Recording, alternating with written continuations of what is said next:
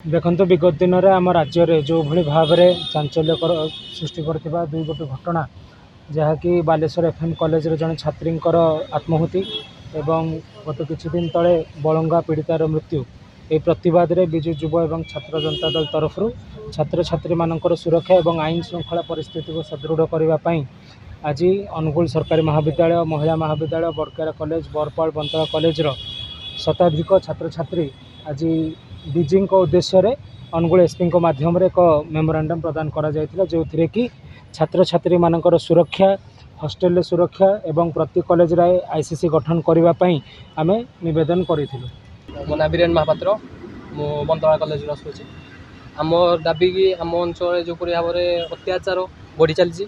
जहाँ को आखि आगे रखी आम समस्त प्रकार पदक्षेप नापी आगे आसलु। आज आम एसपी ठारू निष्पत्ति नहीं आसलु कि आम कॉलेज रे जो भाव विशृंखलित होची आज सकाळे आजिका डेट्रे जो झील से घर बाहर भय कर कहीं आज समाज एत विशृंखलित हो जाए एत अत्याचार होची एक नारी जो घर बाहर तार घरे भयभीत होती घर को न पड़ा पंच से सब को आखि आगे रखी मु माननीय सरकार को निर्देश करुच्ची कि से निवेदन करुच्ची जो भाव में कि या प्रति कार्यानुष्ठान नि जाऊ। वर्तमान राज्य में जो भाया आईन श्रृंखला परिस्थिति आपजे देखिपे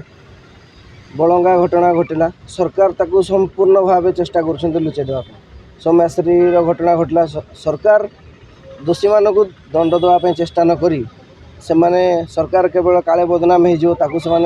घोड़ाई चेष्टा करी अपराधी मानकर साहस बढ़ुची एवं आज सारा ओडिशा प्रत्येक कॉलेज कैंपस रे असामाजिक युवक माने एवं राति हेले मद गंजेई खाई से हॉस्टेल माने जो भाड़ा सब उत्पाद कर आम छात्र मानकर सुरक्षा और छात्री मान सुरक्षा आम आज दाबीपत्र देचु एवं प्रत्येक कॉलेज रे आईसीसी गठन हम एवं पुलिस तरफ गोटे हेल्पलाइन जारी करा जाऊ जोटा कि छात्र छात्री माने से असुविधा बेले से हेल्पलाइन नंबर कॉल कर सुविधा सहित जन पारे से डीजी उद्देश्य आज एसपी आसी दाबीपत्र देचु छात्र जनता तरफ।